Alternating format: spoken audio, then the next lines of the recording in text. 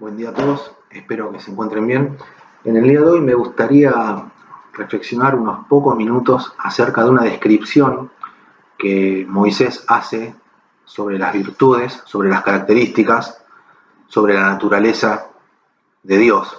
Es una descripción que hace en Deuteronomio, capítulo 32, y quisiera leer con ustedes el versículo 3 y el versículo 4, que dice de la siguiente manera: El nombre de Jehová proclamaré, engrandeced a nuestro Dios. Él es la roca cuya obra es perfecta, porque todos sus caminos son rectitud. Dios de verdad y sin ninguna iniquidad en él. Es justo y recto. Esta es la descripción, estas son las palabras de Moisés, un personaje muy conocido, muy querido por todos nosotros, del cual sin dudas hemos aprendido y escuchado desde pequeños. Moisés era una persona que pertenecía a la nación de Israel. Él había nacido en Egipto y al poco tiempo, como sabemos, pasó a vivir en la corte del faraón. Él fue criado dentro de esta corte y así transcurrió sus primeros 40 años de vida, hasta que en un momento él tuvo un conflicto en donde asesinó a una persona, y a raíz de eso y del descubrimiento de ese hecho, él decidió retirarse, escaparse de ese lugar y se fue a vivir otros 40 años en el desierto. Luego de esos 40 años, nos dice la Biblia que Moisés tuvo un encuentro personal, un encuentro con Dios, en donde Dios se le manifestó, en donde Dios se le reveló y en donde Dios le asignó una misión, una tarea, a la cual él en un principio se negó, aduciendo incapacidad, y finalmente aceptó este mandato de Dios. Y de esta forma es como Moisés regresa después de 40 años a Egipto con la misión de interceder ante el faraón para exigir, para pedir, para solicitar la liberación del pueblo de Israel, y para que este pueblo entonces pudiera tomar posesión de la tierra que Dios había prometido a su siervo Abraham. Sabemos, porque la Biblia nos cuenta, que el faraón sistemáticamente se negó a acceder a este pedido, y ahí vinieron las 12 plagas, los milagros que Dios realizó y todo lo que ya conocemos, hasta que finalmente el pueblo de Israel es liberado, y es entonces cuando el pueblo se dirige, bajo el liderazgo de Moisés, a la tierra prometida. Y acá están también 40 años. Fíjense qué notable, la vida de Moisés la podemos dividir cada 40 años. A los 40 años se tuvo que escapar de Egipto para vivir en el desierto.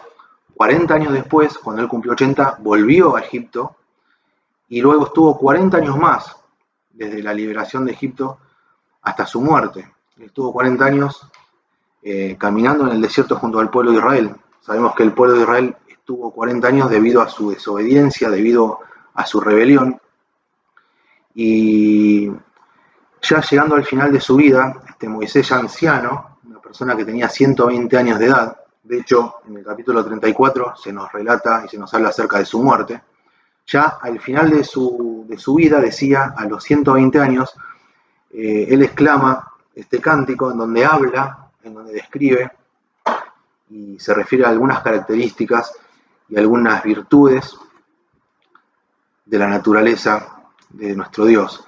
Y él podía hablar, y esta es la primera lección para nosotros, con propiedad y con conocimiento acerca de Dios y de sus características, porque evidentemente él tenía una relación íntima, una relación estrecha, una relación personal con su Dios.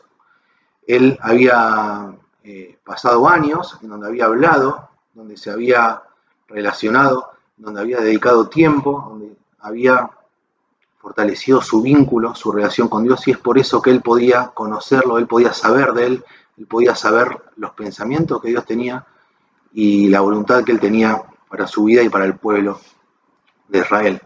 Qué importante es, hermanos, para cada uno de nosotros este ejemplo, la importancia de poder relacionarnos con Dios, de poder fortalecer, de poder cultivar nuestro vínculo estrecho con Dios, una relación íntima, una relación privada, una relación directa con nuestro Padre.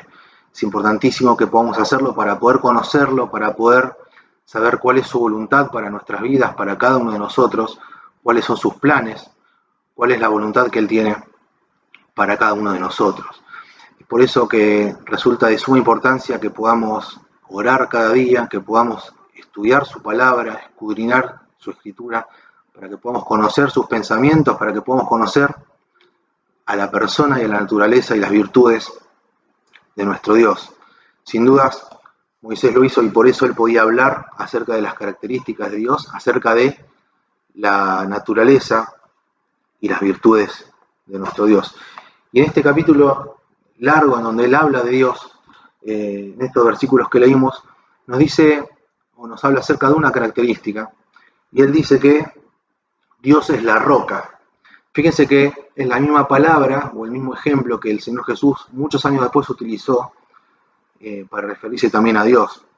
¿Se acuerdan cuando el Señor Jesús hablaba acerca de una casa edificada sobre la arena y de una casa edificada sobre la roca? Y nos enseñaba que una casa, una vida cimentada, fundamentada en Dios, es una vida que va a resistir los golpes, las pruebas, las tormentas. Es una vida que se va a poder mantener recta más allá de las circunstancias que nos toque vivir.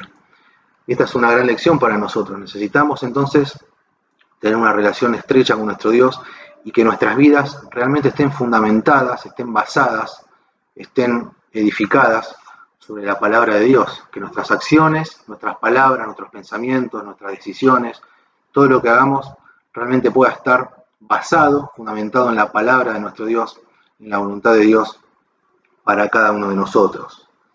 Moisés también decía que las obras de Dios son perfectas. Esto también es importante para nosotros y es importante que lo tengamos en cuenta. Las obras de Dios siempre, absolutamente siempre, son perfectas. La obra de Dios es perfecta. Aunque muchas veces, cuando la obra de Dios se está ejecutando, se está llevando a cabo, podemos no ver su perfección. Muchas veces podemos pensar que hay algo mal, que hay algo que no está saliendo bien, pero sin embargo, Dios afirma y Dios nos asegura que sus obras son perfectas. Pensaba en el ejemplo del Señor Jesús, cuando Él estaba entregando su vida en la cruz, cuando Él estaba siendo crucificado, cuando Él se estaba sacrificando, Él estaba ejecutando, Él estaba llevando adelante la obra de Dios, la obra perfecta. Sin embargo, las personas que estaban viendo ese acontecimiento, ese hecho, sin dudas no pensarían que la obra de Dios era perfecta. Sin dudas estaban apreciando un espectáculo terrible, un espectáculo horroroso, doloroso, de un sufrimiento extremo.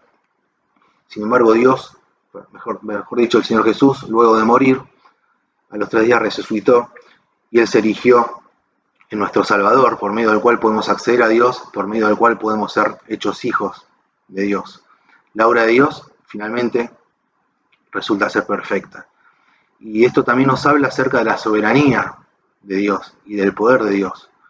Somos hijos de un Dios que es soberano, de un Dios que es poderoso, de un Dios que controla todo lo que acontece en el universo, todos los acontecimientos y hechos que se dan en nuestra vida, que sean en nuestro mundo, que sean en nuestra sociedad, están bajo el dominio, bajo el control, bajo el cuidado y la protección y la voluntad de nuestro Dios. Moisés lo sabía, Moisés lo tenía claro, él se había relacionado con Dios, él lo conocía a Dios y sabía que Dios era su roca, sobre la cual había edificado su vida, sobre la cual había erigido su fe y sobre la cual había llevado adelante sus actos. Y él también sabía y conocía que las obras de Dios son perfectas. Nos dice la Biblia que para los que aman a Dios todas las cosas nos ayudan a bien. Las obras de Dios cada día son perfectas para nosotros. Y también dice Moisés, y para terminar, que los caminos de Dios son caminos rectos. Qué bueno es que podamos reconocer que tenemos un Dios en el cual podemos fundamentar nuestra vida, un Dios cuyas obras son perfectas y un Dios cuyos caminos son rectos. Y un Dios que nos invita a transitar su camino, este camino de rectitud, y para poder transitar este camino, insisto en esto, es importante y es necesario que podamos conocer su voluntad, que podamos conocer su pensamiento, que podamos conocer lo que Él quiere para cada uno de nosotros.